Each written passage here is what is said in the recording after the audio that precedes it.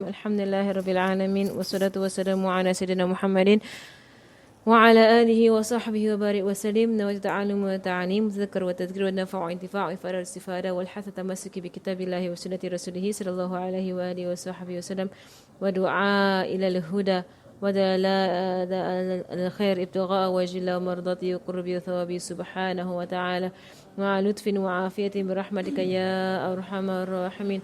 اللهم نسألك علم لدني مشرب السوفي الهني وهب يا غني اللهم نسألك علم لدني مشرب السوفي الهني وهب يا غني اللهم نسألك علم لدني مشرب السوفي الهني وهب يا غني صلى الله على سيدنا محمد وعلى آله وصحبه وسلم والحمد لله رب العالمين آمين.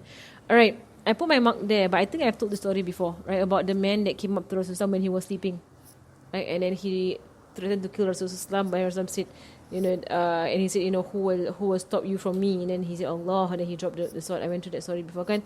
You remember I went through that story? Okay. Alright, so we're going to go into Jabir's camel. The story on Jabir's camel. Right, so we're on page 35, if you're looking for the page. Right, so subhanallah.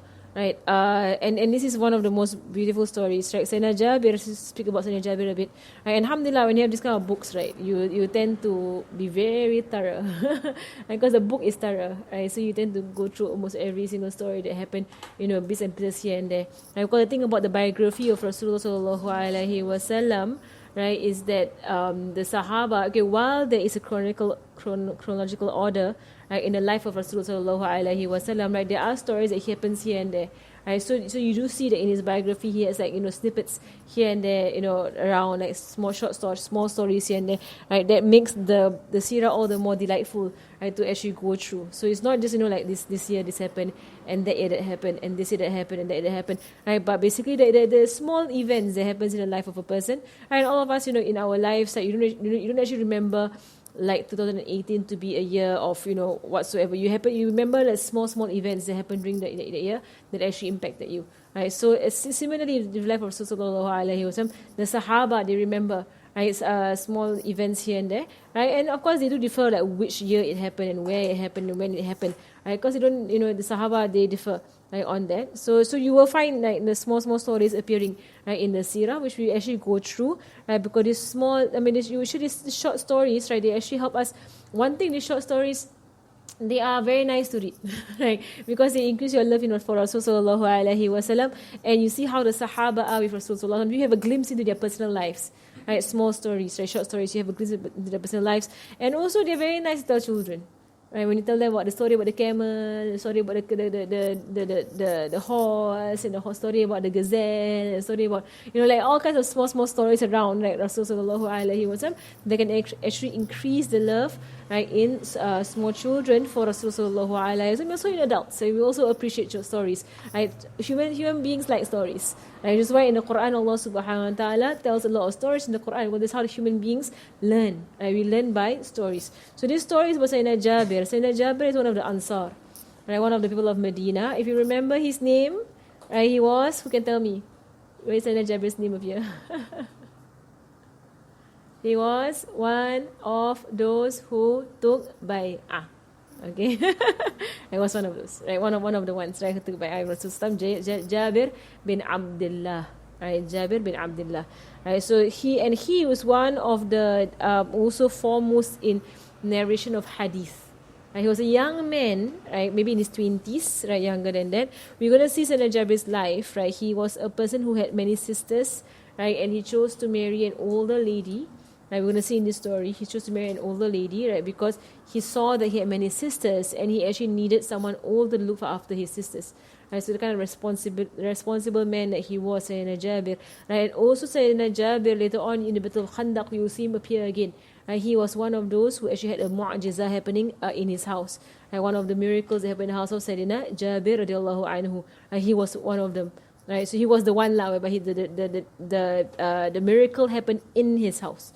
Right, he and his wife, right, happened with them. So the story of Jabir's camel, let's look at it, alright. So on the way back from his ghazwa, the Prophet sallallahu alaihi wasallam bought Jabir bin Abdullah's camel on the condition that Jabir would ride it to Medina before handing it over to Rasulullah sallallahu alaihi wasallam. See, kind of the kind of akhlaq he had. So he bought this camel. He wanted Jabir's camel, right? But he didn't want to deny Jabir of his camel, right? So he bought the camel on condition that Jabir must ride it until Medina, right? And then he would own the camel. Then it's his camel. Sallallahu alaihi wasallam. I mean, what kind of person what kind of generosity and the greatness of heart would be like, I buy this from you, but you use it, right? Until you actually reach home, then you can give it to me. Okay, for now, don't give it to me. I'll walk. I'll walk. I won't ride the camel, right? So, and he has, and the reason why Rasul did that, right, was to actually give Jabir some money, right? Because Jabir had just lost his father. His father had passed away, right, and therefore he was over his sisters. Right, so you see the kind of situations that was going on in Medina, and it was the way of Rasulullah sallallahu alaihi wasallam to always be in the know, right, of his Sahaba. Right, what were they going through? What was going on with them? How they were coping? How they were getting through? Right, all of it was of the akhlaq of Rasulullah sallallahu alaihi wasallam. Right, he asked about his father's debt and asked Allah to for forgiveness for him 25 times. Sayyidina Jabir bin Abdullah said, I went forth from Nakhl with Rasul sallallahu alayhi wa sallam in the Ghazwa of Zariqa, on a weak camel of mine. So when Rasul was returning, my friends went ahead, and my camel kept falling back until Rasul caught up with me. He said, what is the matter, O Jabir? And I said, Ya Rasulullah, this camel of mine has slowed me down. And he said, then command it to kneel. It's one of the mu'ajizah of Rasul sallallahu alaihi wasallam is going to happen here. Right, command it to kneel. So I did, and he had this camel kneel too. And he took a stick and prodded my camel with it several times as he prayed for it. And then he said, ride. And I mounted and it took off. Right, and he swears by Allah subhanahu wa ta'ala, I swear by the one who sent him in truth. Right, stretching its neck and raising the Prophet ﷺ's camel. Right, so it was one of the miracles of Rasulullah ﷺ. Sayyidina Jabir had a weak, and frail camel, and Rasul just poked it a few times and made dua for it. Right, and it was a strong camel, and this happened numerous times in the life of Rasulullah ﷺ. There is a secret, behind miracles. Right, Allah allows miracles to happen at the hands of His prophets. And I think about all these miracles, that they are nothing like sihr. Right? They are nothing like magic. It's not like magic. Magic cannot cause a camel to have that kind of strength and that kind of ability. Right? Magic can't do that. Right? So that if you see it very clearly in the Quran, right, Allah subhanahu wa ta'ala does in Nabi Musa alayhi salam, right, whereby the magicians came, right, and they had like a few strings, they actually had ropes, right, and the ropes became sort of snakes. Right, and actually what happened was that the ropes began to move, right, like snakes, but they didn't actually turn into snakes. They just moved like snakes. So that is the extent of magic. Right? Magic can do something very shallow, right? It can't actually convert something altogether. Right, but Nabi Musa alayhi salam, he brought his staff, and the staff actually turned into a serpent. It turned into a serpent. Right? It became from a stick to a serpent, and then it swallowed the ropes that the magicians brought. Which is why the magicians went straight away into prostration, saying, we believe in the Lord of Musa and Harun. Right? They believe in the Lord of Musa and Harun because the magicians know that magic cannot change the essence of something. It can cause, it can mess with your eyes. Right? It can, make you think you saw something. Right? It can make things appear. Right, but it can't actually cause an entire serpent to appear from a stick. That cannot happen. Only God can do that. Right? Jinn, because magic is basically jinn. Right? Jinn have limited powers. I mean, they have limited abilities. Basically, what they can do, they can just play with stuff. Right? But they can't actually create a serpent out of nowhere. Right? They cannot do that. Right? So when it comes to Rasulullah, so even when Rasulullah later on, earlier on when he split the moon, right? When the kuffar came to him and said, split the moon.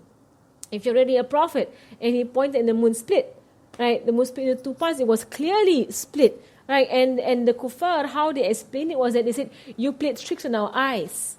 Well, that was as far as they could say. Right? They couldn't say that you really split the moon. Right? They said you played tricks on our eyes because it's how they know magic works. Right? Magic works with a trick of the eye. Right? The jinn come and they mess with your eyes. Right? So, or they mess with the vision in front of you. So you think the moon split. It did not split. Right, so the proof for that is that whoever was in that gathering saw the moon split and nobody else. Then that is proof that it was actually magic.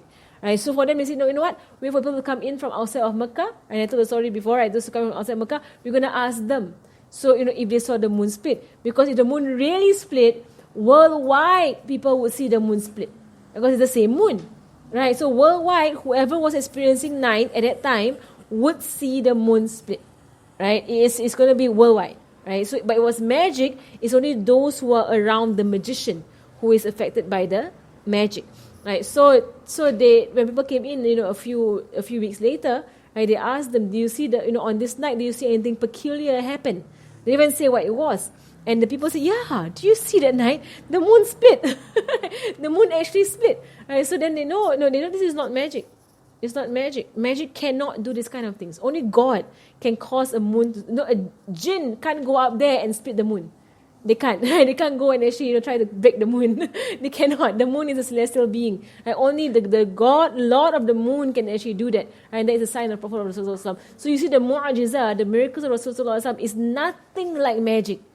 They are worlds apart. Right? Mu'ajizah, miracles are way, way, way, way higher than what magic is. Magic is actually very simple. Compared to the miracles of the Prophet. Sayyidina Musa alayhi split the sea. You can't use magic to split the sea. Cannot happen. Right? You can use magic to walk on the sea. You can. Right? Because walking on the sea, the jinn could actually help you, fly across or whatsoever. You can actually walk on the sea. Which is why when he came to the sea, Allah did not make him walk on the sea. If Allah wanted to, He could have made him walk on the sea, if He could have. Right? But magic can do that too. Right? And Allah does not want to be compared to magic. So He wants split the sea. Right, split the sea. You all can't do this. You all can't. You can't split the sea. Right. So when it comes to Jabir's camel here also, like a frail, weak camel, a jinn can't actually do things to this camel. Right. So it is from the miracles of Rasulullah sallallahu alaihi wasallam. Allah can cause it to actually race. Right, this camel to get stronger. Similar thing happens in the Halimah Sa'diyah, if you remember. I was saying there came with her donkey. Same thing happened with Rasulullah sallallahu alaihi wasallam. And then he asked me, how do you find your camel? And he said, fine. Your barakah has affected it. It's how the adab of the Sahaba, right? Your blessings, how you have made dua for my camel, right, has caused my camel to be, he's fine, the fine camel. He asked, will you sell it to me for such and such? May Allah forgive you. Right, so now Rasulullah asked Sayyidina Jabir, will you sell your camel to me? Right, and then he said, I was too embarrassed to say that it was our only watering camel. Right, so he actually, Sayyidina Jabir, see how the Sahaba are. Right, he is actually in need of the camel. Right, he only has one camel for the family, and this watering camel meaning the camel that gives milk. Watering camel. It's a camel that gives milk. Right, so basically, he's like, he only has one camel. His family's poor. Father passed away. He has debt, right? And then now Rasulullah comes up to him and say, "Can I buy this from you?" Right? And then you're so shy. Because one thing, you need the camel. Second thing, you don't want to sell stuff to the Prophet sallallahu alaihi wasallam. You want to give it to him. And then you just say, Rasulullah, don't buy this from me. I'll just give it to you. Like, even no matter how poor you are. And that was how the Sahaba were in their love for Rasulullah and the respect for Rasulullah. They did not see money with Rasulullah, but they just wanted to give things to Rasulullah sallallahu alaihi wasallam. Then he said, rather I will grant it to you as a gift, ya Rasulullah. And he said, no, but sell it to me. This is when he was firm. Similar thing happened in Sayyidina Abu Bakr as-Siddiq, right, whereby he said, Sayyidina Abu Bakr gave him the camel qaswa, and the camel qaswa, Sayyidina Abu Bakr said, take whatever you want. And he said, no, illa bithaman. Right, with a price, give me a price. Right, Sayyidina Abu Bakr said, no, I'm going to give it to you. And Rasulullah said, no, with a price. Right, and the Sahaba know, when Rasulullah says no, right, and that firmly, don't argue. Right, with a price, give me a good price. I mean, give me a reasonable price. Don't even give me like something that is hardly anything. Reasonable price. And that is how Rasulullah sallallahu alaihi wasallam, he deals with the Sahaba. Right, don't just prefer me because I'm a prophet. Right, so don't do that, right? But let's be fair, right, in our trade. Right, so then he says, right, then make your offer, and he said, I'll take it for a dirham. Right, so as Rasulullah says, I take it for, and he's actually testing Sayyidina Jabir, seeing what he said. I'll take it for a dirham, and then Sayyidina Jabir said, no, you have shortchanged me. It's too cheap. Dirham is too cheap. Right? Then he said 2 dirhams. And then Jabir said no. Right? And then he yeah. Right? So it's Jabir who's relating the hadith. So he said, I said, then make your offer. He said, Rasulullah 1 dirham. I said no. You're shortchanging me. Right? Give me more. Alright. And then he said 2 dirham. And he said no. So the Sahaba also, mashallah, they have their way versus Islam also. He's not being rude. He's like, I want to give it to you. Right? You want to buy it. Okay? Let's buy it. Right, let me sell it. If I'm going to sell it, I'm going to sell it. Right? 2 dirham was too cheap. Tuchi said no. And he continued to raise the price until he reached an ounce of gold. An ounce of gold.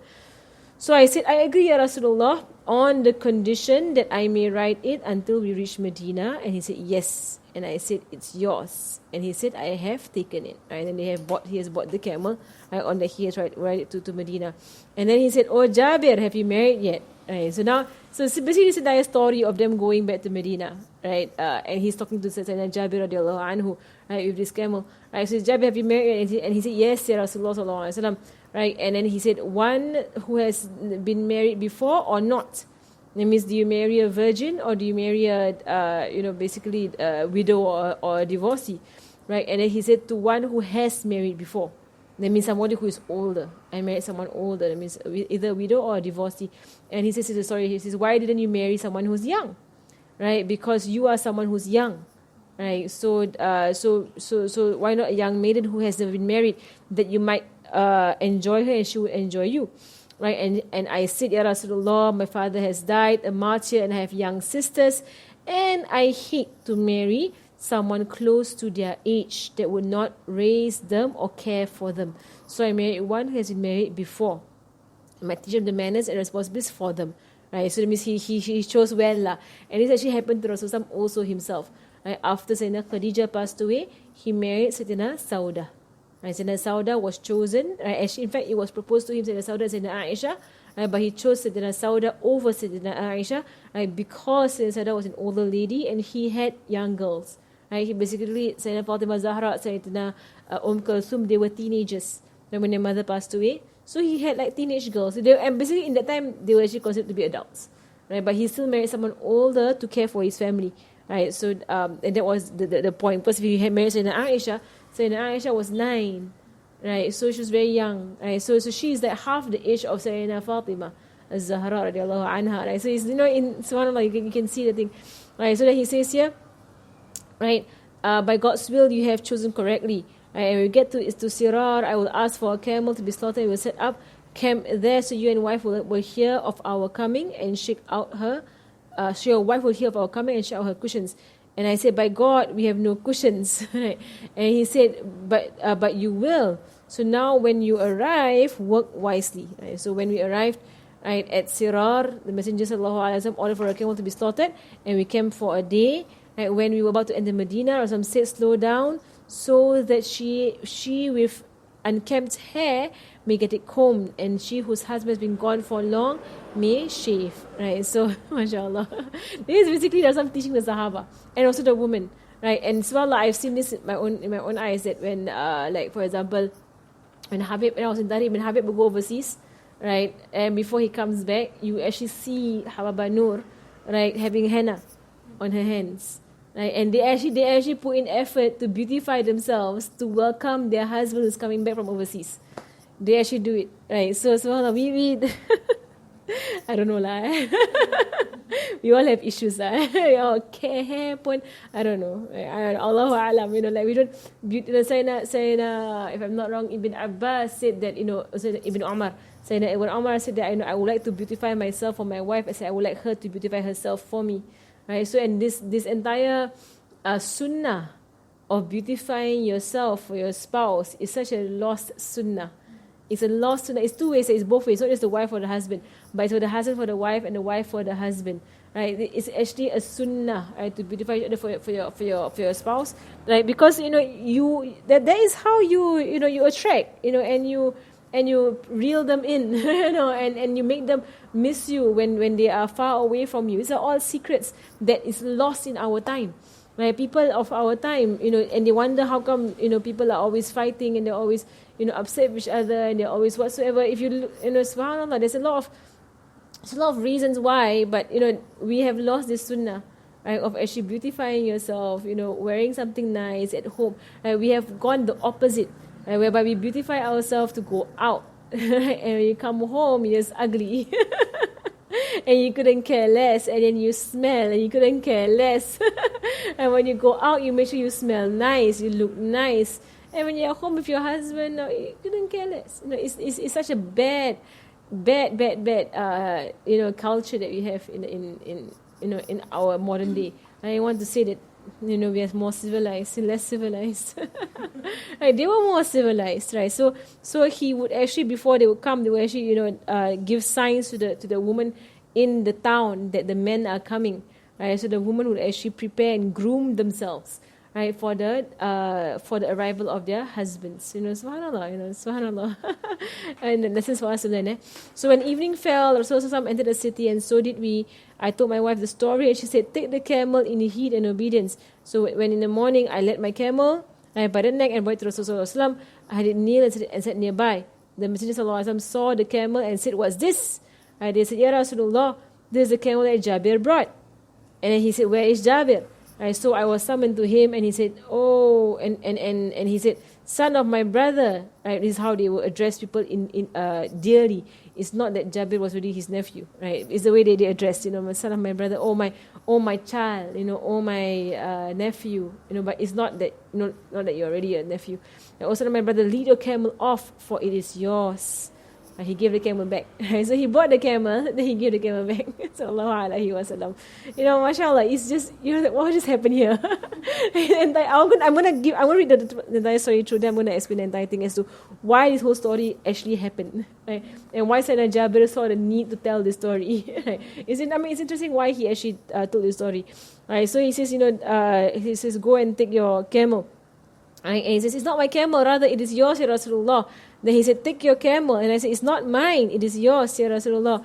And he said, take your camel. Right? And it was that we would dispute a matter with Rasulullah twice, so that if he ordered us a third time, we conceded. This is, as I mentioned just now. Right? They would say 2 times, and if I still insisted, they would just back off. And they would not, like just now when he said, take it for free. No. Right? And that kind of thing, I want to pay for it.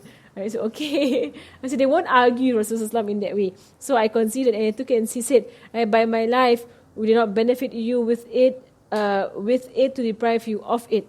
Right? Rasulullah said, he swears by Allah subhanahu wa ta'ala, by his life, that I did not put barakah in your camel, because his camel became a strong camel. Right? Except that I didn't put barakah in your camel for me to take it away from you. Okay, I'm going to go through the story again very briefly, the lessons in the story, okay? The lessons in the story. You're going to see in a while. Right, then he called Bilal and said to him, go forth with Jabir and give him an ounce. So I went with him and gave him a little over an ounce. By God, the amount kept growing and its effect remained visible in my home. Right, okay, why is going on in this story? So now Jabir had this camel, right? This camel was a weak camel. I mean, we need to really reflect on stories. What's going on here? Why did this entire full circle happen with Rasulullah sallallahu alaihi wasallam? That's why I said, mashallah, we need to go through the stories, right? So what happened was that Jabir has his camel, right? His camel was a very weak, frail camel. Rasulullah prayed on his camel, and now the camel became strong, right? And it was a fast, it was a sturdy, it was a fine camel. And Rasulullah, you see in the story, at first Rasulullah asked Jabir, how's your camel now? And he says, my camel's good, Ya Rasulullah. It's fine, it's strong. And the very next question, sell the camel to me. Right, here is a test. Rasulullah was testing Sayyidina Jabir. Right, and he, of course, does he know that Sayyidina Jabir is poor? Yes, he does. He's very well aware Sayyidina Jabir is poor. He knows his father is passed away in battle. He knows all about it. Right? He knows that Sayyidina Jabir is left behind with sisters. He knows all about the affair of his Sahaba, sallallahu alaihi wasallam. But he was testing Sayyidina Jabir to see, would Sayyidina Jabir prefer him over himself? Right? To get Sayyidina Jabir to the highest form of iman. Right? Whereby you love Rasulullah sallallahu alaihi wasallam more than you love yourself and your wealth and your family. Right? To bring him to that level.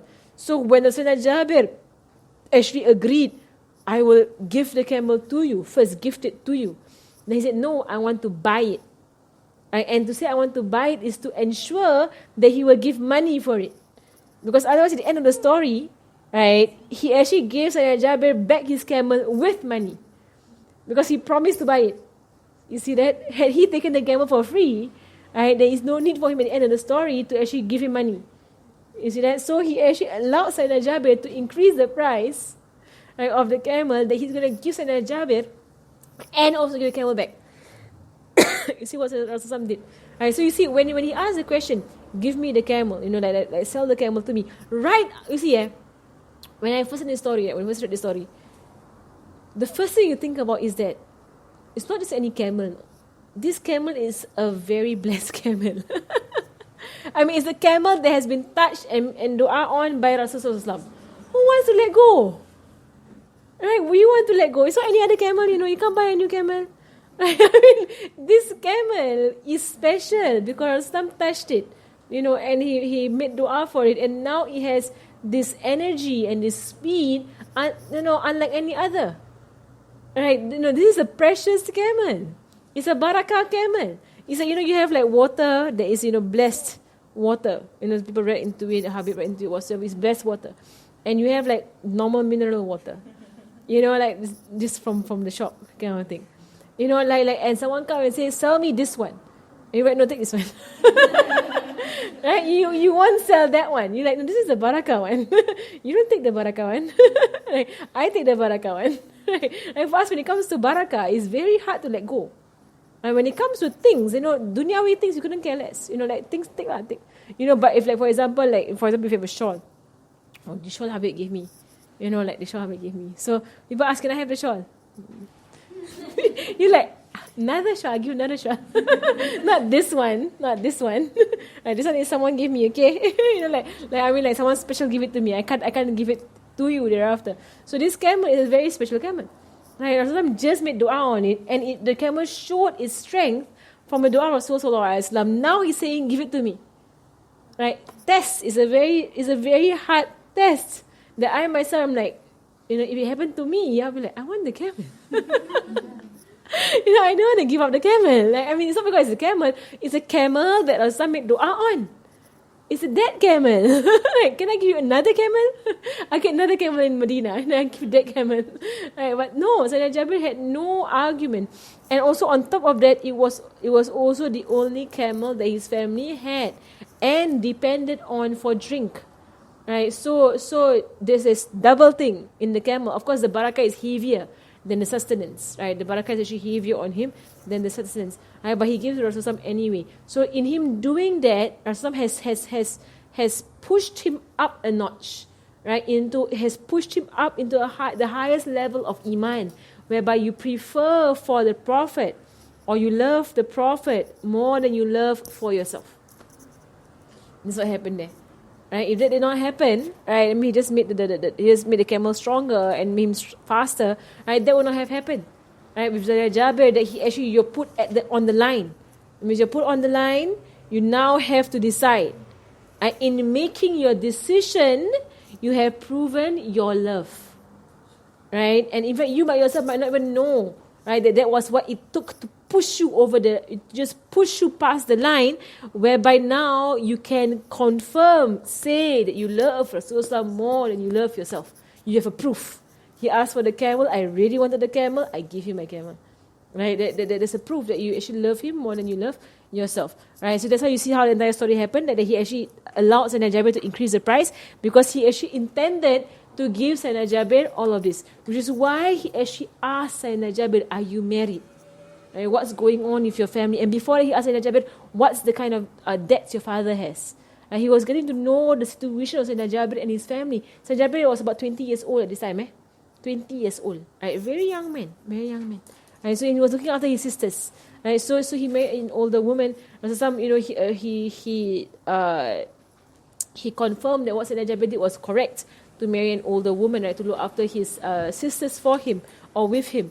So it was a very responsible thing that he did. That he took himself and he prioritized his sisters over himself. In that he didn't choose a younger wife, but he chose an older woman, right? only for the sake of his sisters. So he married for his sisters to be looked after, right? Not in any way for his own sexual pleasure. And because if he had been for his own sexual pleasure, he would have chosen somebody who was younger, virgin, fresh, right? Instead of somebody who was older. But then Sayyidina Jabir, mashallah, he went for someone older for the sake of his sisters. Right? So you see, mashallah, the way, the Sahaba show their character. Right? And that Rasulullah eventually, when Sayyidina Jabir came and he said that it's your camel, and Sayyidina Rasulullah said to him, no, it's your camel, which means that I have given it back to you. Right? It's yours. Right? I was just testing you. Right? And then he gave the ounce to Sayyidina Bilal to give to Sayyidina Jabir.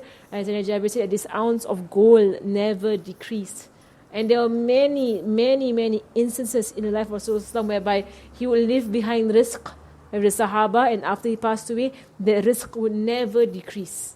Right? And it is always on the condition that the Sahaba did not open it up. The moment they open it up to look what's going on inside, it finishes. Right? They cannot open it up. Right? So when he leaves a bag of gold, right, they can keep taking from it, right, and it will not finish. It's from the miracles of Rasulullah. And many of the Sahabas had it. Many of them had it. Right? There was one person who had like a bag of dates. And Rasulullah made dua on it. And they kept eating on this for days and days until they were like, hey, how come it's not finishing? So they opened it up and they ate it and finished.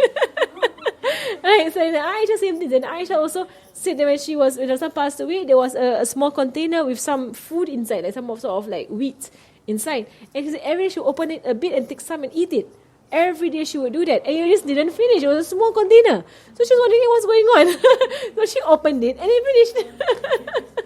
So you cannot open the keys. You cannot open. You cannot see what's going on inside. How come you see it's growing? Where's it coming from? You can't do that. So Jabir had this sack of gold, so you can keep taking it out as long as you don't open and look inside. You cannot open and look inside and see what's going on. No, he didn't. So he kept growing. So he just kept, because they know the secret. Don't open it. Don't kepo. Let it be. You don't have to know how it works. It just works. Right. Barakah Rasulullah sallallahu alaihi wasallam. Alright, we're going to the Ghazwa of Dhat al-Riqa. Right, the Ghazwa of Dhat al-Riqa, right, is actually a Ghazwa. It is one of the battles whereby there was no battle. Right, basically one of those battles where there was no battle. Right, and we know there were many of them. Right, there were many of them. But all these battles are mentioned because amazing things happened within these battles. Right, the Ghazwa of the Riqa is one of the battles whereby one of the prayer of fear was actually taught. Right, in this battle, right, prayer of fear was taught in this battle. Right, so alhamdulillah. Okay, we're going to read through it. Right, so in this Ghazwa, in this battle, a Bedouin woman brought her son to Rasulullah saying, Ya Rasulullah, here is my son who Satan has defeated me by overcoming. Right, I mean, my son, he's such a Satan. he's such a devil, my son. Right, so as a woman came and brought the son and said that my son is an issue. So Rasulullah said, bring him near. And he opened his mouth and spit into the mouth of this boy and said, that woe to you, right? Fear upon him is woe to you. My enemy of God, I am the messenger of God. And he said it 3 times. And then said to the woman, take your son. None of what has been befalling him will return. Right? So it's basically the son was affected by some sort of jinn, right, or whatsoever it was. So he took it out. Right? And whatever was coming to your son has gone, has left. Right? And so it was. And Rasulullah returned to Dhat al-Riqa, and he encountered the woman and asked, how's your son? And she said, by the one who sent you the truth, right, nothing has fallen to him of what befell him. Right? He gave him a flask of milk and the sheep as a gift. So during this battle, right, a man from Rasulullah's companions carried away a nest with hatchlings in it. Right, this is one of the stories, right, of Rasulullah, whereby it shows the mercy of Rasulullah. So one of the Sahaba found a nest, took it. Right, he took this nest away. Right, and then the mother arrived, and the mother kept circling him, right, because he took the entire nest away, right, of hatchlings. Right, and Rasulullah sallallahu alaihi wasallam said, right, do you wonder at the mercy of the baby bird's mother to her hatchlings? Right, so, and of course Rasulullah actually ordered them to put the baby back. Right, don't take the baby of the mother away. Right, and it's something that we also have to know as human beings, that just because animals are around us, right, you have no right to take away the baby of an animal. right? So especially like my nephew, he always wants a kitten, right? So I'm but we keep telling him, you cannot take the kitten, because if the kitten has a mother, the mother will look for the kitten, right? So you can't just find a kitten and take it home, right? The kitten has a mother. But if the kitten is lost and the kitten lost its mother, then you can go and look after the kitten, right? As mercy to the kitten, right? But if the kitten has a mother, you cannot steal the kitten away from his mother, right? The mother will be upset, right? And that is how Rasulullah also taught the Sahabas, right? That you don't take away the babies of animals. They were actually on Gaza, they were on war. So, but Rasulullah, all of these things they don't go past him. Right? He sees these things. Right? So he says that this man took the hatchlings, and the bird was going frantic, and the mother bird, right, around the Sahaba, frantically, seeking to get her hatchlings back. She can see her hatchlings. She didn't know lah. They know where the babies are. They chip. I'm sure the bird knows where her hatchlings are. Right? So then Rasulullah said, do you want that the mercy of the baby bird's mother to her hatchlings? And he said, yes, Ya Rasulullah. And he said, by the one who sent me the truth, Allah is more merciful to his servants than this mother to her hatchlings. Then he turned to the man and said that put them back and keep their mother with them. So he put the hatchlings back with the mother, give the mother back the hatchlings. Right, and it was narrated by Abdullah radiallahu anhu. We were traveling Rasulullah and he went to answer the call of nature. We saw a small desert bird with his 2 chicks. So we took the chicks, and the mother bird began to swoop down at us, extending its wings. And Rasul said, who torments and distresses this mother with her offspring? Give her offspring back. And he also saw an anthill that we had burned. And he said, see, the Sahaba, you see, they are being trained, okay? The thing is, the hatchlings are they take because of food or because for fun? Allahu Alam. They just take stuff. Human beings are like that. They walk past, they see things, they pluck. They walk past, they take. Human beings, we think we own the world. We don't. You don't actually own this earth. You don't. You can't go around destroying things, or taking people's things, your animals' things. You can't do that. It's not right. Right? We are custodians of this earth, but we don't own the earth. Right? So this is one of the strongest lessons from Rasulullah sallallahu alaihi wasallam. Right? You don't go around hurting the other creatures on this earth. Why would you do that? Right, so when he took the hatchlings of his mother, the mother became frantic. Like, give back the hatchlings, and then they burnt the anthill, like, for some reason, right? And then he said, and then Rasul got angry with them. Why do you burn the anthill? Why? Right, subhanallah, the Sahaba, because the Sahaba they are Bedouins. Some of them are Bedouins, some of them are. It's the normal nature not to think twice about killing animals or taking stuff from animals, because animals are animals, they're animals. You just take stuff from them, right? They can't do anything about it because you're human beings. Right? But also some put a standard on human beings. You don't oppress even animals. You're not even supposed to upset the animal much as another human being. You can't upset them in any way. Right? So he got very angry when they had actually burnt, right, the anthill, and saying that it is not for anyone to punish with fire but the Lord of fire. Right? Fire is not to be used as a punishment ever. Right? You're not supposed to use fire as a punishment. Only Allah is allowed to do that. Right? That's why you see in the hudud laws of Islam, you never see anywhere being burnt alive. You will never see as part of the hudud laws of Islam. You will see in medieval England, they might burn witches alive. They might burn. Right? They will put them on a stake and they will burn.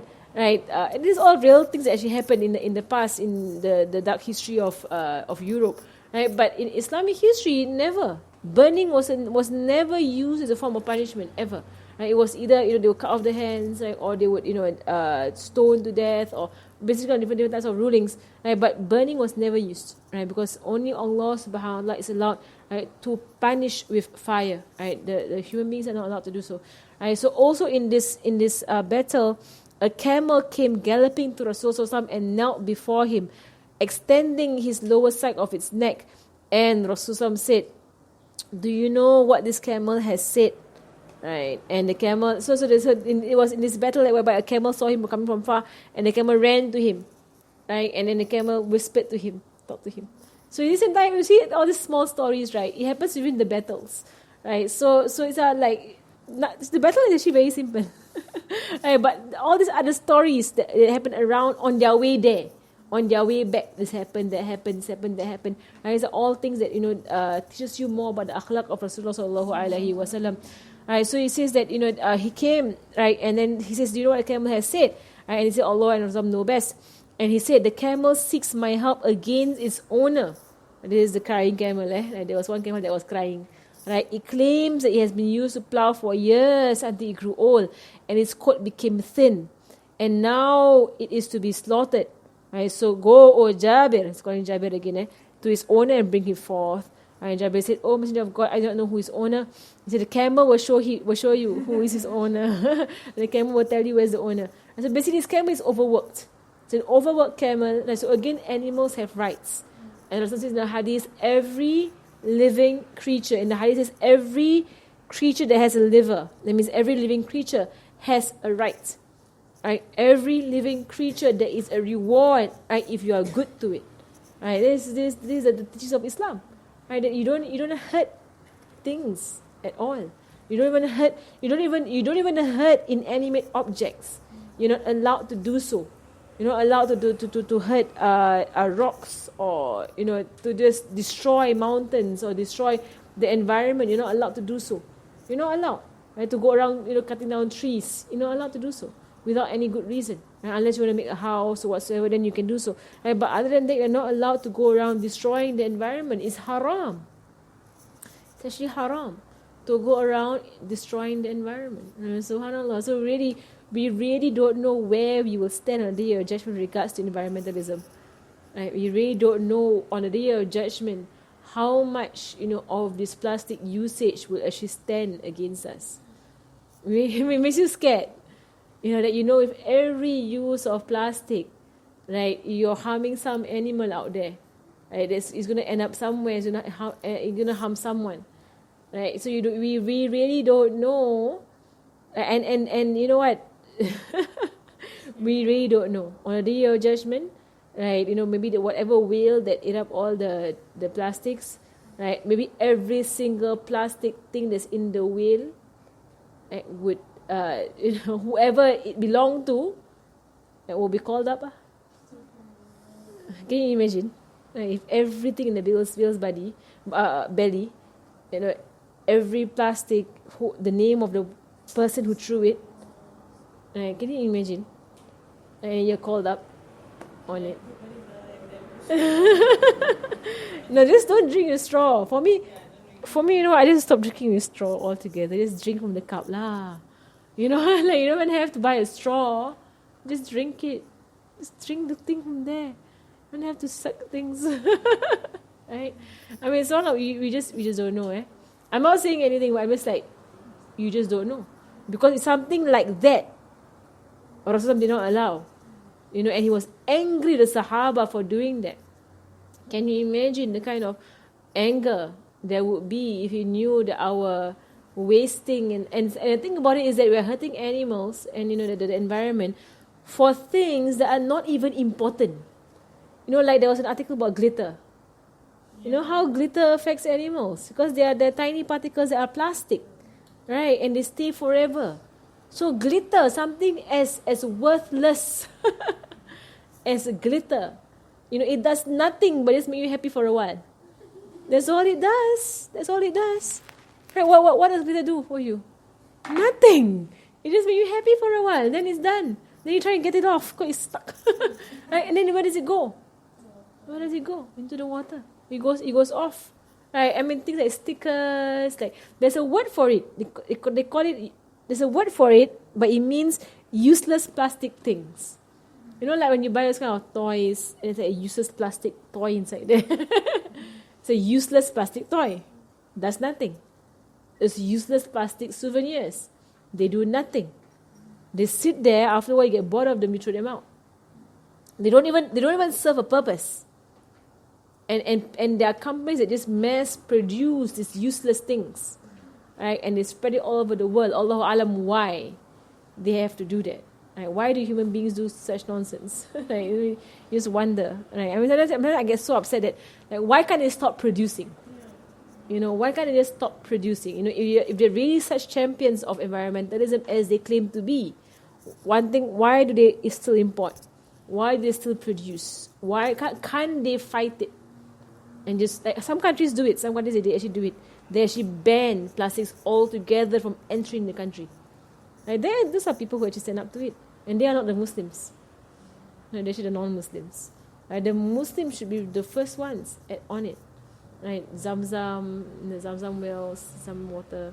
They should actually just put a, there are many ways of doing this. Many ways of doing this. You know, if you don't put any cups there, people will still drink Zamzam. So you're going to force everybody to come with their own cup. Because you don't provide cups. Bring your cup. Right? And then people will be forced to bring their cups. And so subhanAllah. I mean, there are many things that Allahu Alam, Allah knows. Because you see all the stories, it shows Rasulullah's teaching of the Sahaba on the importance of caring for all creatures around you. So really, may Allah teach us. May Allah teach us. Like, I won't even say, to overlook, but I would say, of course, inshallah, may Allah overlook, but I don't need to be, it needs to be serious. We need to be serious. May Allah teach us how not to harm the environment. Because it's such a whirlwind. Like, but it's hard to actually pull out, but you can. People all over the world have gone no waste. There are people who they have gone no waste, zero waste people. Right? Whether it's possible or not, we have to put our minds to it. Right, inshallah. Alright, so then he says here, serious matter, it's not something that is a choice. It's not a choice. I really believe it's not a choice. It's not a choice. It is an obligation. Right? It's wajib. It's not sunnah. You're not doing the world a favor. You're doing what is obligatory on you. Right? From the hadith, look at the hadith. Right? So he says here, so find the owner. Right? So the camel went to go and so he walked before me until it stopped at the gathering of Bani Khatma. And I said, where's the owner of this camel? And they said, this camel belongs so and so. So I went to him and I said, come to Rasulullah. So he came with me to Rasulullah and said, your camel seeks help against you. Right? It claimed that you have used it to plow for quite some time, and now it is worn and thin, and now you want to slaughter it. And he said, by the one who sent you the truth, that is correct. And Rasulullah said, sell him to me. Right? So see how, because the man has every right to slaughter his camel. His camel is his camel, right? So basically he uses camel very much, very, very hard, and then the camel become worn and thin. So now the man's like, you use this camel now. I want to eat you now. Right? Slaughter you. So the camel doesn't want to be slaughtered. He compared to Rasulullah, which also shows us that animals understand what we say. Or they really understand. If you have kept cats, they understand. They're very much aware of what you say. If you all keep cats, anyone who keeps cats knows that. They actually there's a funny poster that cats have, I don't know how many muscles in their ears, and they have like a few hundred muscles in their ears to twitch. Right, they have a few hundred muscles in their ears, all to ignore you. So funny. I saw it once, and I was like, that's so true. because you have cats, they hurt you. Yeah. You actually know they do. They did. They hurt you. They had the ears twitch and they heard you call them. But they completely ignore you. They just twitch their ears and they just twitch back. And they hurt you. Right? But this, Allah created cats for a reason. If you wonder why, you just wonder why Allah created cats. And mashallah, they're interesting creatures. They teach you what not to be. Some cats, they have like a. That never bring home anything. He will go out and then come back. He never bring home anything. Then one day my sister jokingly said to him, "Why don't you bring home a mouse? I'll make curry mouse for you." He brought home a mouse that day. He wants to show you. Now you think I'm a useless cat, is it? I'm not useless, okay? Alright. So he says here, right? So he says, so they sell him to me, and he says, yes, Ya Rasulullah. Right, so Rasulullah bought him, and he said the camel to graze him on the trees until its hump expanded. The camel's hump is like I'll give this parable. The camel's hump is like our own spare tire. So when he eats more, the hump grows. When he eats less, when he's starving, the hump actually recedes and becomes small. So the hump is a fat storage area, right? The hump is not a permanent part of the camel. Right? Starving camels have no humps. It's basically amounts of fat on the back of the camels for it to survive, right, the journey in the desert. You understand that? Right? So when you see the camel ate until its hump, became fat, right, that means it became fat. The camel became fat. Right? So thereafter, if any camels in the Umayyad fell ill, he would send this camel to replace theirs, and so this continued for a long time. Right? So what Rasulullah did with this camel was that this camel came to complain to him, right? So he bought the camel over, and then he began to rear this camel. Then whenever anybody needed a camel, he would give this camel to them and take their sickly camel. And he would rear that camel until he became fat and healthy. Then anybody whose camel became sick, he would give this camel to them and take the sick camel. So he began doing it, over and over again with all the people, the Sahaba. Right? It's of the Mu'jiza Rasul sallallahu alaihi wasallam, and of course the mercy that he has on his Sahaba. All right, Alhamdulillah. Okay, today a lot of stories, eh? All right, Alhamdulillah. Okay, we are going to go straight, right, into Sayyidina Zainab. Okay. Right, Sayyidina Zainab on page 41. Right, the marriage of Rasulullah to Sayyidina Zainab bin Jahash. Sayyidina Zainab bin Jahash is the sister of Abdullah bin Jahash. Right, her mother was Umaymah bint Abdul Muttalib. Right, the paternal aunt of Rasulullah sallallahu alaihi wasallam. Right, so she was the cousin of Rasulullah sallallahu alaihi wasallam, Sayyidina Zainab bin Jahash. Right, so what happened with her story was that Rasulullah sallallahu alaihi wasallam has an adopted son, Sayyidina Zaid bin Haritha. Sayyidina Zaid bin Haritha, right, was at first, so Zaid bin Haritha came into the house of Rasulullah when he was a very young boy, right, whereby he was captured, he was sold, we know the story, right, we mentioned this story from before. His father and uncle came, he refused to go back with them, he wanted to stay with Rasulullah, and he stayed with Rasulullah. So he was the first freed slave to enter into Islam at a very young age, and Zaid bin Haritha, and he was at the service of Rasulullah till the end of his life. He passed away before Rasulullah, he passed away in battle, Sayyidina Zaid bin Haritha. Right, so Sayyidina Zaid bin Haritha, as a young man, right, he heard Rasulullah say, right, once when he was pointing to Barakah Ayman. So Sayyidina Barakah Ayman, who was a black slave, right, she was a young girl when Rasulullah was born. So he would call her my mother after my mother. Right, that means, she's so beloved to me, she's like my second mother. Right, after my mother, and she was the one who brought him back when his mother passed away. Remember at Abwa, she was the one who brought him back all the way to Mecca. So she has been looking after Rasulullah since he was young. So she's an older lady. So you see, Rasulullah, he has an adopted son, Sayyidina Zaid, who was basically young boy, right, in the house of Rasulullah, and he has a woman, a slave girl, right, but a slave woman whom he considers like his own mother. That means in age. There was once he said, if anyone would like to see a woman of paradise, then look at Barakah Ayman. Right? And when Sayyidina Zaid heard that hadith, right, he got up and he proposed to Sayyidina Barakah. There's a huge age gap, huge, major age gap, because he is his son, and his adopted son is adopted mother, right, married. It's a huge, major age gap. And Sayyidina Barakah, Ayman, she was married from before. Right, but Allahu Alam, I'm not sure exactly what happened in her first marriage.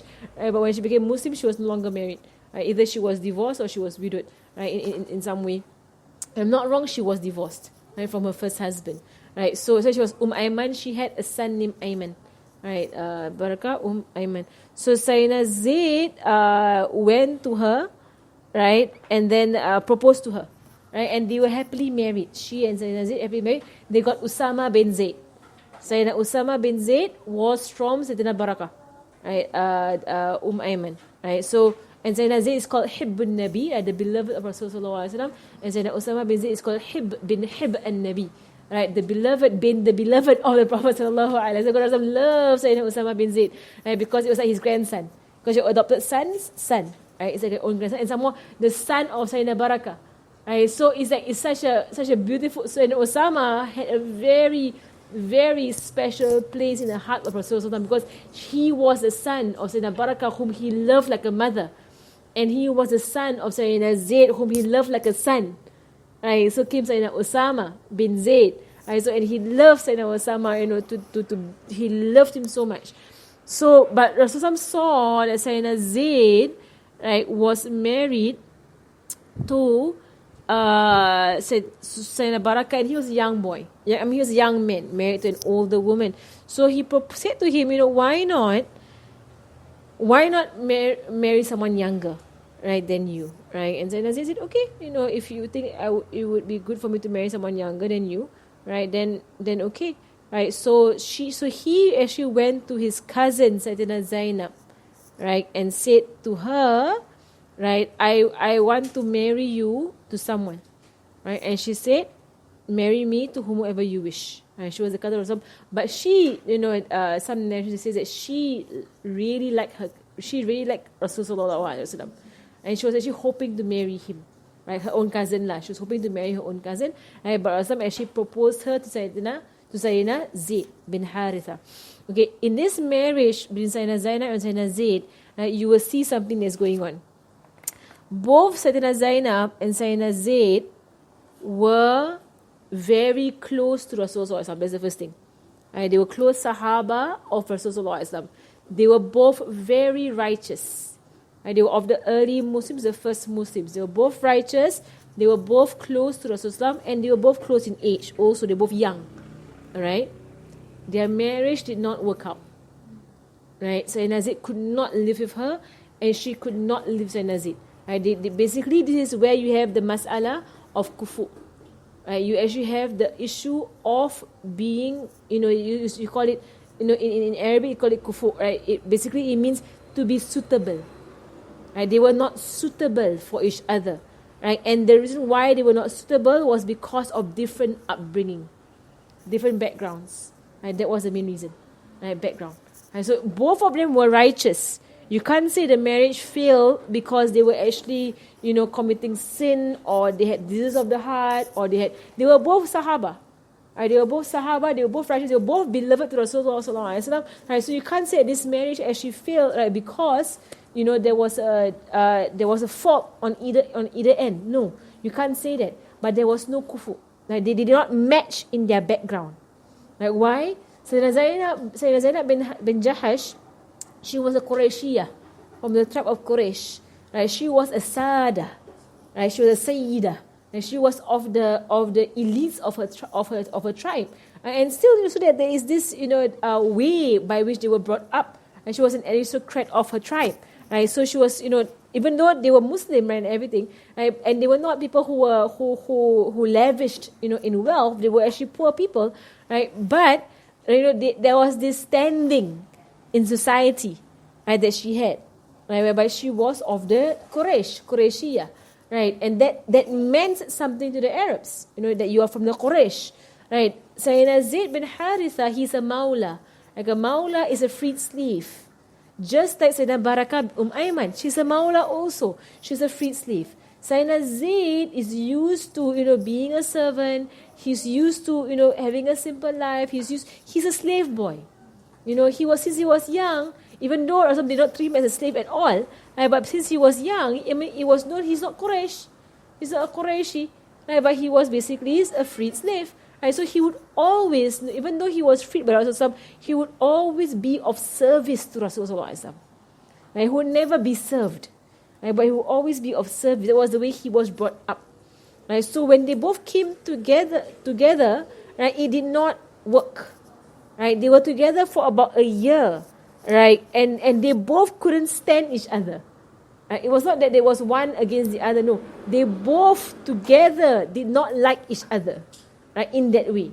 Right? They respect each other as they are all Sahaba and they are Muslims, but they could not actually live together.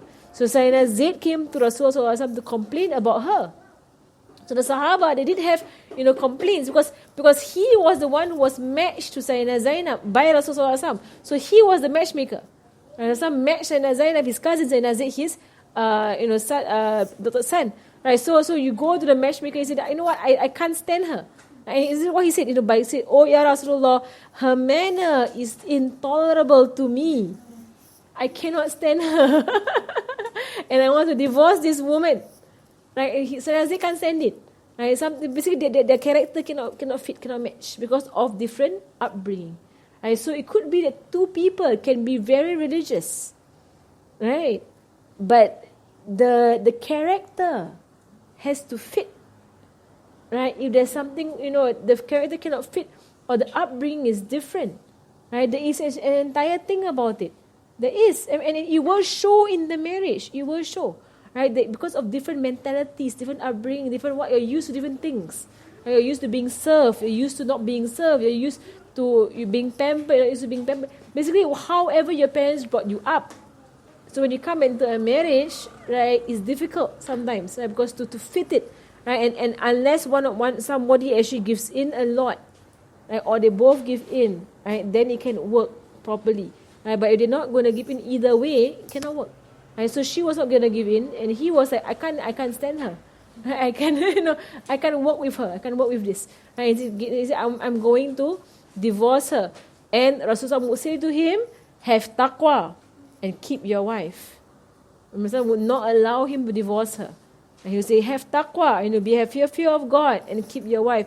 And Zainab kept going to Rasulullah SAW and saying, I can't stand her. I need to divorce her. I can't stand her.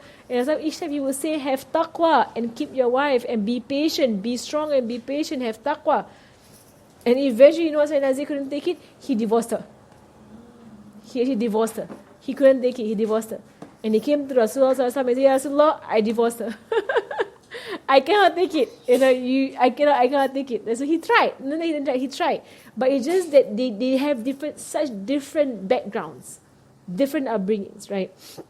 And then Rasulullah then Allah subhanahu wa ta'ala revealed to Rasulullah and he said, and when you said to the one upon whom Allah bestowed favor and you bestowed favor, keep your wife and fear Allah, while you conceal within yourself that which Allah was to disclose, and you feared the people while Allah has more right that you fear him. So when Zayd no longer had need of her, we married her to you, in order that they not be upon the believers at discomfort concerning the wives of their claim, adopted sons, when they have no need of them. And ever is the command of Allah accomplished. Right? So you see, right? Rasulullah SAW said when Zayd divorced Sayyidina Zainab, right? Allah subhanahu wa ta'ala, Sayyidina Zayd is the only Sahabi, right? The only Sahabi whose name is mentioned in the Quran. By name, the word Zayd appears in the Quran, right? So that nobody would misinterpret this verse. Right? So it's clear whom Allah is talking about. Zayd. No one else. Zayd. And what happens in Zayd? He divorced his wife. Right? And this happened to establish a clear law. What's the clear law? Your adopted son can never stand in the place of your son. Ever. Right? So how to show that? That Rasul could marry the ex-wife of his adopted son. Right? For a real son, you can never marry your daughter-in-law. Ever. The moment you are daughter-in-law and father-in-law, even if your own son passes away or your own son divorces her, you are mahram for life. Right? That means that there's no way you can have access to her. So the moment a man marries a woman, right, her daughters become mahram to him for life. And her mother becomes mahram to him for life. Right? That means it's so even though if they divorce, right, and they are no longer mahram to each other because they're divorced, right, her mother is his mahram. He can actually go and bring her to Hajj. He can actually do that because they're actually mahram, even though he's not mahram to his ex-wife. Right? And her daughters, right, are his mahram. Right? So subhanallah. So that is for the real son, right, or the real daughter. So an adopted son can never be a son. Ever. He will never take the place of a son. Because Zayd bin Haritha used to be called, before Islam, Zayd bin Muhammad. He used to be called Zayd bin Muhammad. Rasul changed his name, when he chose Rasulullah over his father. That was before Islam. Islam came and eradicated that. Right? Don't call them by your names. Call them by the names of their father. Right? So he went back to Zayd bin Haritha. Right? But still people saw him as Rasulullah's son. So to completely abolish that idea that you can, it's called tabanni. And tabanni means to make you bend me, even though I'm not your son, even though I'm not your father. Tabani with the word bend. To make you bend me. Cannot. You can't do that. Islam does not allow that. You cannot make someone who's not from your genealogy your son or your daughter. It's impossible. You cannot. Islam preserves genealogy. It's one of the 5 things that Islam preserves. Right? Life, honor, wealth. Genealogy is one of them. Right? It preserves the genes of a people, which is why fornication is such a terrible sin. Because fornication destroys genealogy. You can't trace, the genetics of a person. Right? So you're not allowed to fake someone else's genealogy. You can't change his surname or change his father's name or change something. But you cannot. You must keep it as how it is. Right? So to really, drive forth the law that the adopted son is not the son, Allah caused this to happen to marry Sayyidina Zainab to Rasulullah. So the moment he could marry the ex-wife of his adopted son, there is a clear rule or is a clear indication your adopted son will never be your son. He cannot be your son by the marriage. So the marriage actually, so Allah says in the Quran, we married you. Right? It means Allah did the marriage. So that the nikah was not done, by Rasulullah. The nikah was done by Allah subhanahu wa ta'ala. And that was one of the things that Sayyidina Zainab used to say. I was the only one amongst the wives of Rasulullah who was married to him above the 7 heavens. By Allah subhanahu wa ta'ala, He married us. And for Allah to establish the rule, right? Adopted son is not the son, ever. He can never be. Right? So and then he was... Yeah. They married. Once the verse revealed, they married. Right, they married. And once the verse was revealed, they married. Right, so subhanAllah. So right, and that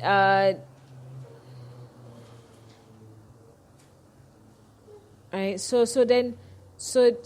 when her iddah was over after the divorce, Rasulullah said to Zaid, I go and mention her to me, mention me to her. So basically he married Sayyidina Zainab bin Jahash. Right, and of course at this point the hypocrites, right, they began, right, to say, how could he marry the wife of his son? How could he marry the wife of his son? Right, and then Allah subhanahu wa ta'ala revealed the verse by saying that Muhammad is not the father of any of you. He is not, but he is the prophet of Allah subhanahu wa ta'ala, the Most High. He is the prophet of Allah and the seal of prophets. And Allah is knowing over all things, right? So understand that the adopted son will never be in the place of a son, right? And she remained happily married to Rasulullah sallallahu alaihi wasallam. It was her wedding. I'm going to mention something about her wedding. It was her wedding, right? Whereby Rasulullah sallallahu alaihi wasallam, right? Okay. It was her wedding whereby Rasulullah was with her, and the Sahaba came. Right, okay, there is here. Right, so it was the wedding of Rasulullah and Sayyidina Zainab, and the Sahaba came to eat. And there were those who were lingering around after the feast, just wanting conversation. And Rasulullah, he's his wedding night, and he just got married. Right, so he's sitting there with the Sahaba, and they're not going home. And he got up, he went back into his room, came out again, and they're still there. And he got up, went to his room, came out again, they're still there. Right? So it's like, and he's too shy to say to them, go home. Like, why you're hanging out here? I want to go to my wife. Why you all hanging around? Right? So he's too shy to say anything. So then Allah revealed the verse, "Oh, you have believed, right? Do not enter the houses of the Prophet except when you are permitted for a meal. Right, without awaiting its readiness. And when you are invited, enter, and when you have eaten, disperse. Right, don't hang around without seeking to remain for conversation. So for surely it is hurting the Prophet. It is troubling him. Right, but he's too shy to say. But Allah is not shy. It's a verse of the Quran. Allah is not shy of the truth. And Allah will say, right? So, and when you ask for something, ask from behind a partition from the wives of Rasulullah sallallahu, and that is pure for your hearts and their hearts. Right? It's not for you to harm Rasulullah sallallahu, or to marry his wives after him. right? And that is a great thing of Allah subhanahu wa ta'ala. So Allah revealed the verse, right, about privacy, right? And there are also other verses about privacy whereby, what times of the day whereby people should not enter into your homes, right? In the after Isha, right? In the afternoon time, right? Even children are not allowed to enter into the bedroom at these times, right? Whereby it's to be trained. These are the privacy times. You don't actually just enter in somebody else's room, right? So subhanAllah, so Allah actually revealed this, right, onto Rasulullah sallallahu alaihi wasallam, right? And this is also the verse of hijab, right? That means you do not look at the faces of the wives of Rasulullah sallallahu alaihi wasallam, right, but behind a entire covering. So those people who actually claim that hijab is a law on just the wives of Rasulullah sallallahu alaihi wasallam, right, they have completely not studied Sirah, nor Hadith, nor Quran, right? They have not studied it properly, right? Because the hijab that was actually imposed onto the wives of Rasulullah sallallahu alaihi wasallam was actually a sitar. It was actually literally a screen, right? So it's not like a hijab, right? But on the wives of Rasulullah sallallahu alaihi wasallam, they were to be sitting behind. They must sit behind a screen, right? That means if any man will speak to them, right, there has to be a screen set up, and they cannot look at them directly, right? So when nothing of them can be seen, so basically there has to be a screen, right? So the hijab laws are on the Muslim woman in general. On the wives of Rasulullah sallallahu alaihi wasallam, they have to be behind a barrier. That's their law. So the law is barrier, not even screen, barrier. Right? So subhanAllah, it's just the law of, so people misunderstand everything, right? They completely misunderstand. The law on the wives is barrier. It's not just hijab. They're not allowed to wear hair and go out. They're not allowed to go out. Right? The wives of Rasulullah, they stay indoors at all times. Yeah, unless they're own mahram men. Yeah, their own mahram men. They will never see my men. Right? And so when they travel, they are placed in a house. Right? Thing on the camel, they are placed in there. Right? So even Sayyidina Aisha, when there was a battle of the camel later on, right, her hout fell off the camel. Right? It fell off, so she was still in it. Right? So no one actually saw her, but she was in the hout. Right? And later on, we're going to the story of the slander of Sayyidina Aisha. Right? What happened? Because she left her hout, and nobody actually looks into the hout of the wives, so they assume she was inside, and they carried it and it went off. But she left the house, right, to actually go answer the call of nature. Right, she actually left, right, and she came back and nobody was there. And she panicked because everybody left already. But it's Allah subhanahu wa ta'ala wanting to show the law, right, at that point. Right, this law of the barrier for the wives of Rasulullah sallallahu alaihi wasallam actually came from Sayyidina Umar radiallahu anhu. Whereby Sayyidina Umar said, Ya Rasulullah, it is better that your wives be behind a barrier, be behind a cover, right? And Rasulullah did not answer Sayyidina Umar, right? And then there was one Sayyidina Umar, right? He saw Sayyidina Sauda from far. She was walking. It was before the law came down. She was walking. And he called out to her, say, Oh Sauda, I know it's you. I can tell you by the way you walk, by your shape. Sayyidina Sauda was a bigger woman, right? So he could tell that it was her. Well, she was covered up, right? But he could tell that it was her from the way she walked. Right, and you can actually tell, like, there was actually one picture on Facebook whereby there's like a string of people walking up. If you look at Faidah Wahid's Facebook, there's one picture of people walking up the stairs and they were all wearing black. Right, the person who's nearest in that picture is actually me. Right, it's from my back, but I'm wearing like full khimar black. Right, the one she took it when she was with me in Tarim. I didn't know she took it the picture. And it's been used over and over again online. It was a very nice shot. But I'm the front person, right? So, and she put it up like last year or something on another event or what. So she used that picture. My husband just saw it, right, on another website. So completely not related. He saw it on another website. Then there was actually it was made into a poster lah, basically that picture, right? And there was a caption there whatsoever. He looked at it. He came to me. That's you. Like, and it's my back. Like, it's completely black. Like, I can show you the picture. But basically, like, he didn't even have to, bother, trying to check. Like he just knew it was me. Right? Yeah. So subhanallah. Let me show you the picture. Allah. Okay, never mind. I'm just going to continue. Right, but if you know what picture I'm talking about, I don't know if you want to know what picture. There was a stairs that were going up. Right. Let me just see. It's one of those pictures. Are there? This picture. Oh, yeah. You see? How you know? Hey, so you see, it's all black. It's all black. She just looked at it. That's you. And I say, yeah, that's me. there's no picture. There's no back, nothing to show that it's me. But yeah, you can't tell if I'm walking towards you or away from you, right? Yeah.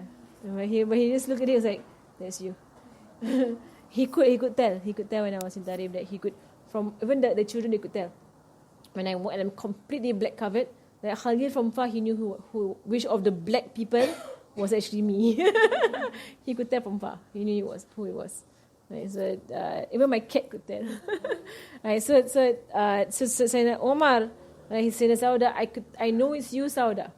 Right, and then Allah revealed the verse, right, for the wives of Rasulullah to be behind a barrier at all times, right, not to be in front of the Sahaba, and that is purer for them, right, because they were not allowed to marry after Rasulullah sallallahu alaihi wasallam.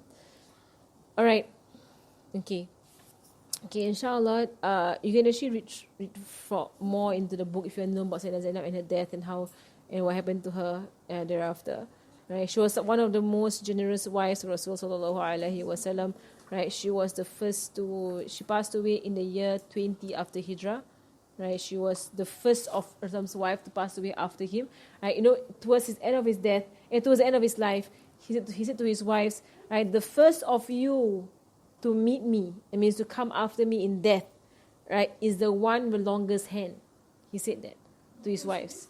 The first of you who would come with me after death, right, is the one with the longest hand. It means you're the first one to die. So the wives didn't know what that meant. So they began to measure their hands. They were measuring their hands. And they see who had the longest hands. And then when Sayyidina Zainab bin Jahash died, she passed away, then they understood what it meant. It meant the one who was the most generous in sedekah of you, not the one with longer hands. Right? So when she passed away, then they understood what the hadith actually meant, right? That she was the first one, right, to pass away. All right. So inshallah, next week we will go into Sayyidina Juwairiyah, right? He also marries her thereafter, right? And this is going to be the Ghazwa of Bani al-Mustaliq, right? Okay, any question about this? Any question? Okay, if there are no questions,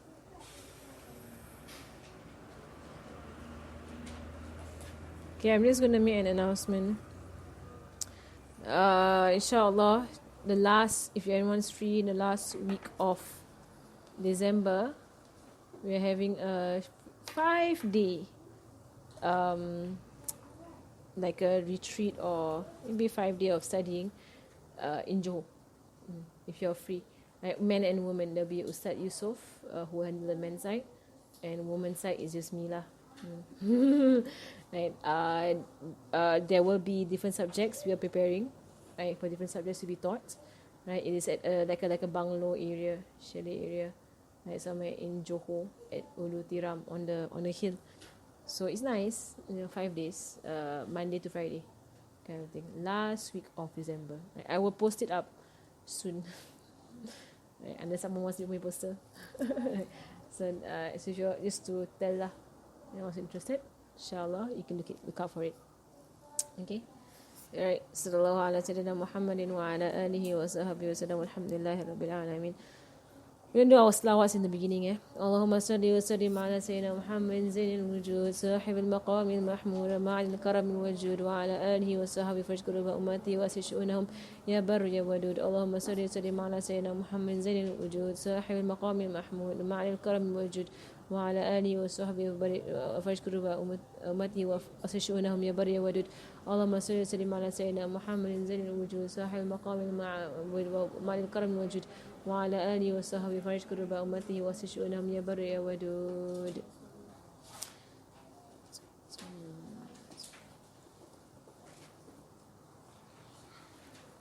الفاتحة أن رزقنا منا في مخالص مفوس تعالي دلال الهدى ويسر بقولنا صلى الله عليه وسلم الأرواح معالمنا من شيخنا وذلك علينا وإذا حضر النبي صلى الله عليه وآله وسلم. الفاتحة.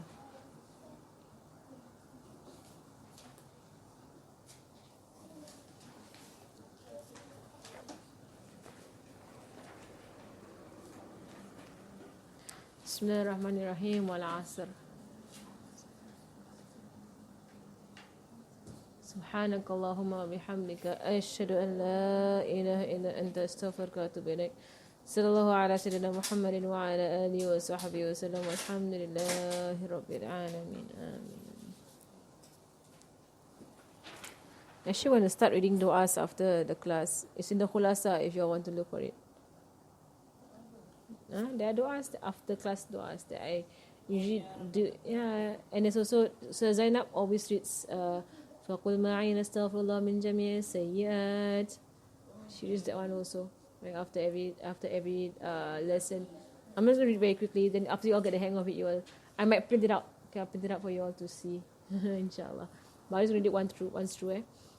بسم الله الرحمن الرحيم. فقل معي نستغفر الله من جميع السيئات تبنا الله من الذنوب ومن العيوب والتابعات تبنا الله من الكلام والحركات والسكنات نستغفر الله العظيم على جميع الخطرات في كل خطرة على الأشياء مع المضاعفات لنا وللأحباب وأهل الدين ماضيهم وآت لما علمنا أو جهلنا ولجميع الغفلات ولحرام أو ندب أو المباح ومكروه وواجبات ولكل ما يعلمه الله ماضية أو مقبلات نستغفر الله العظيم المؤمنين والمؤمنات يا الله بها يا الله بها يا الله بحسن الخاتمات يا حافظ احفظنا مع أهل الثبات. Then I lost the page. يا حافظ احفظنا مع أهل الثبات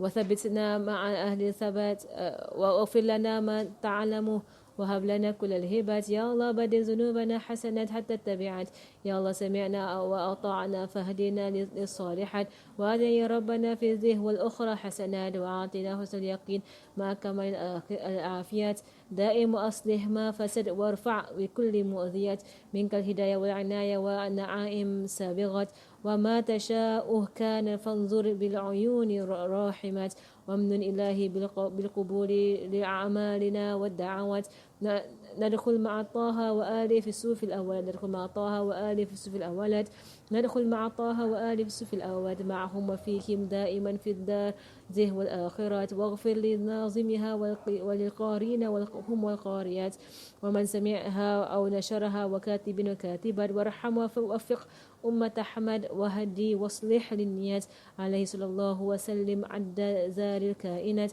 وآله وكل الأنبياء والصالحين والصالحات في كل لحظة أبدا على إداد اللحظات والحمد لله كما يحب على نعم على خلقه رضا نفسه عاشر من الكلمات ربنا انفعنا بما علمتنا ربي علمنا الذي ينفعنا ربي فقهنا وفقه أهلنا وقرابة لنا في ديننا مع أهل كثر أنثى وذكر ربي ووفقهم لما ترتضي قولا وفعلا كرما وارزق الكل حلالا دائما وأخل أتقياء العلماء نحظى بالخير ونكشف كل شر ربنا واصلح لنا كل الشؤون وأقر بالرضا منك العيون وقض عنا ربنا كل الديون قبل أن تأتينا رسل المنون واغفر واستر أنت أكرم من ستر وصلاة الله تغشى المصطفى من إله الحق دعانا والوفاء بكتاب فيه للناس الشفاء وعلى آله الكرام الشرفاء وعلى صحاب المصابيح الغرار اللهم اهدنا بهداك واجعلنا مما يسارع في رضاك ولا تولينا وليا سواك ولا تجعلنا مما خالفك أمرك وعصاك. وصلى الله على سيدنا محمد وعلى آله وصحبه وسلم والحمد لله رب العالمين في كل صد أبدا عاد خلقه رضا نفسنا تعيش من الكلمات. يا ربنا اعترفنا بأننا اقترفنا وأننا أسرفنا على الأعضاء أشرفنا فتب علينا توبة توصل لكل حوبة وسلنا العورات وأمن روعات واغفر لوالدينا ربي ومولودينا والأهل والإخوان وسائر الخلان وكل ذي محبة أو جيرة أو صحبة والمسلمين أجمع آمين يا ربي فاسمع فضلا وجودا مننا باكتساب منا بالمصطفى رسول رحمة بكل السول صلى وسلم ربي عليه عند حبي وآله وصحبه لدك في الصحب والحمد لله إلهي في البدء والتناهي.